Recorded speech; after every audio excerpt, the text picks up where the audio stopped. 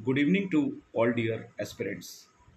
2 अगस्त को यूपीएससी सहायक कमांडेंट परीक्षा को लेने जा रहा है और इसका आयोजन यूपीएससी हर साल करता है। इस वीडियो को मैं इसलिए बना रहा हूँ क्योंकि इस एग्ज़ाम को मैंने भी क्लियर किया है 2018 में। तो वैसे तो मैं सिविल सर्विसेज एग्ज़ाम का टीचर हूँ, लेकिन इस एग्ज़ाम को चूँकि मैंने निकाला था, इसीलिए इसके रिगार्डिंग में एक वीडियो बना रहा हूँ जो हो सकता है आप लोगों को हेल्प करे एग्ज़ाम से रिलेटेड। साथियों, असिस्टेंट कमांडेंट का एग्ज़ाम मोस्ट ऑफ दी वही कैंडिडेट्स देते हैं जो यूपीएससी सिविल सर्विसेज एग्ज़ाम की तैयारी करते हैं।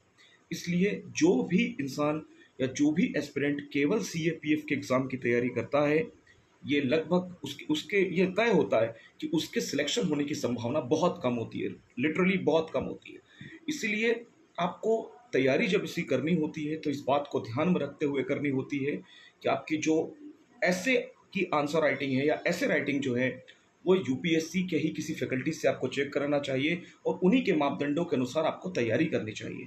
आप देखेंगे 95% वही सिलेक्टेड होते हैं जो यूपीएससी एस्पिरेंट होते हैं। तो आइसोलेटेड इसकी ही तैयारी होना, स्पेसिफिकली इसकी तैयारी होना, ये बहुत रेयर है। मैंने कभी नहीं देखा ऐसे किसी व्यक्ति को सिलेक्ट होते जिसने केवल सीएपीएफ की तैयारी की हो। मे बी हो भी सकते हैं, बट मैंने नहीं देखा।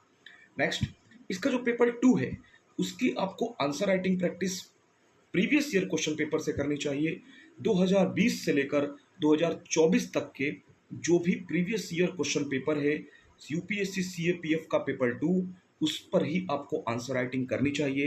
यूपीएससी की वेबसाइट से आपको कॉपी डाउनलोड करनी चाहिए और 3 घंटे का टाइमर लगाकर उसको लिख कर देखना चाहिए और किसी एक्सपर्ट फैकल्टी को चेक कराना चाहिए, ऐसा फैकल्टी जिसने इस एग्ज़ाम को क्लियर किया हो। इसके साथ ही साथ आपको यूपीएससी सीएपीएफ के जो पेपर 1 है उसको अच्छे से आइडेंटिफाई करना चाहिए कि किस सेगमेंट से कितने क्वेश्चन आ रहे हैं। जैसे अभी हमारे पास हार्डली 1.5 महीने का ही समय है, तो आपने जो भी अभी तक पढ़ा है अभी तो केवल रिवाइज करने का टाइम है, लेकिन ज़्यादातर क्वेश्चन इससे एनसीईआरटी की बुक से आते हैं। इसलिए एनसीईआरटीज को आपको बहुत अच्छे से कवर करना होगा। 2018 में कट ऑफ किया था 95 पेपर 1 का, मेरे थे 110, यानी मेरे कट ऑफ से भी 15 मार्क्स ऊपर थे। और पेपर 2 में जो था उसमें भी 75 से ऊपर मार्क्स थे और बहुत कम लोगों के उस समय इतने नंबर आए थे। ग्रामर बहुत टफ थी और मैं हिंदी मीडियम का एस्पिरेंट हूँ और मैं जनरल कैटेगरी से सिलेक्ट हुआ था। यानी आप अंदाजा लगाइए, हिंदी मीडियम का सिलेक्शन रेशो इस एग्ज़ाम में बहुत कम है। केवल और केवल ऐसे राइटिंग के बेसिस पर ही मेरा सिलेक्शन हुआ था पेपर 2 में। तो ऐसे राइटिंग आपकी जो 80 मार्क्स की होती है वो बहुत अच्छे से होनी चाहिए। आपकी लेखन शैली बहुत अच्छी होनी चाहिए। इसीलिए जो भोपाल के आसपास है, मेरी संस्थान एमपी नगर में ही है, वो आकर मुझे ऑफलाइन भी आंसर चेक करा सकते हैं या ऑनलाइन मोड पर भी आप भेज सकते हैं अपने आंसर्स को।